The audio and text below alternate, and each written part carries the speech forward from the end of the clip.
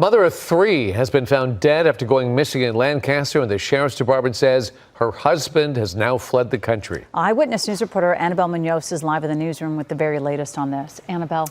Colleen and David, the LA County Sheriff's Department says the body of 33-year-old Sheila Gutierrez was found in the Angeles National Forest 3 days ago. Gutierrez's husband, who is suspected of killing her, is believed to be in Peru.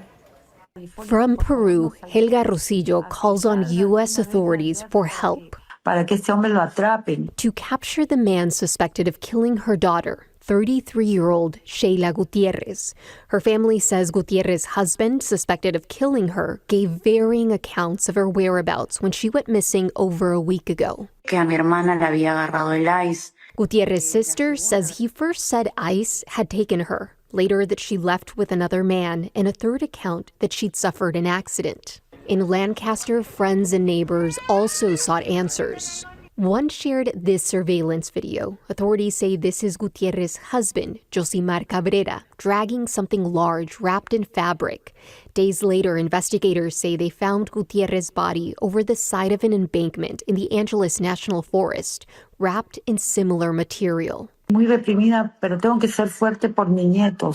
depressed, but I have to be strong for my grandchildren, says Rosillo. According to Univision 34, the Peruvian consulate says Cabrera arrived in Peru with the couple's 3 children, but that Peruvian authorities could not detain him because there was no warrant for his arrest. At a vigil in Lancaster, the women and neighbors who knew Gutierrez held signs that read, "Justice for Sheila," and not one more. They said a prayer in her memory and called for justice in her name, describing her as an unconditional friend, a loving mother, and a hard worker. Estamos acá sus amigos porque ella no tenía familia aquí en Estados Unidos. Because she didn't have family here in the U.S., we are her voice in this moment, and that is what we ask for. Gutierrez's mother says that her daughter reported her husband for domestic violence in Peru and that the last time they spoke, she told her she would be filing a report against him here. According to Gutierrez's neighbors, the 3 children are with their maternal grandmother. A cause of death has not yet been determined. Reporting live in the newsroom. All right.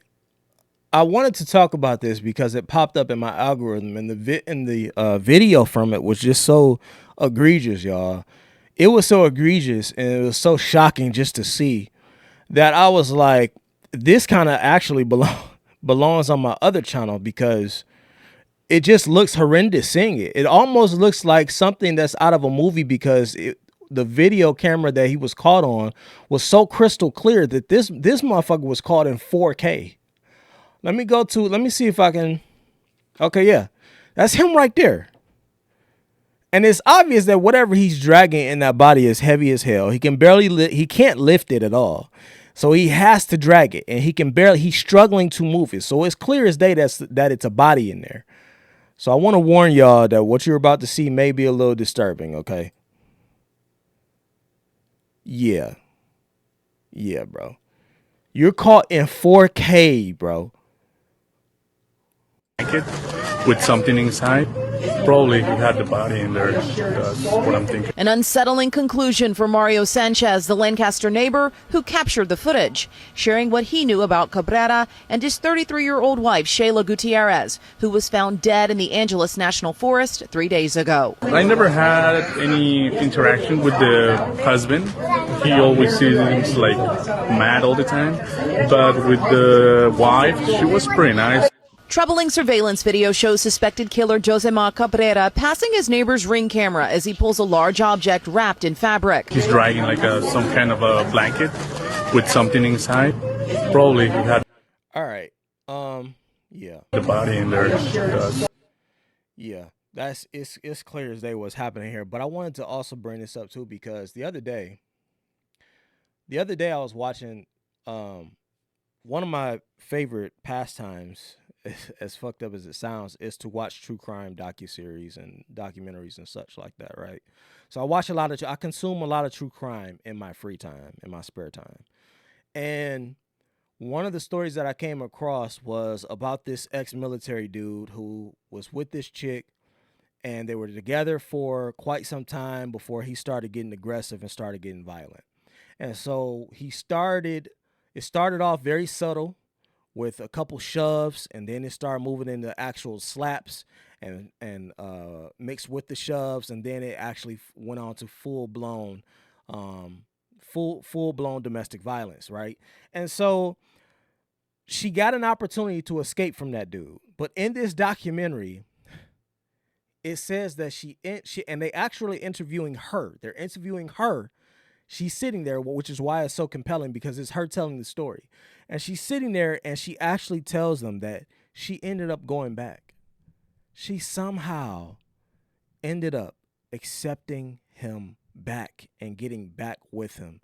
And listen, I know that a lot of people are going to scream about how that and this are potentially cases of Stockholm syndrome. I know a lot of people are going to say that this is possibly a case of that, and so is this other case that I'm talking about now. But I know we love to come up with terms and shit that to try and sort through things that may possibly make these things make sense.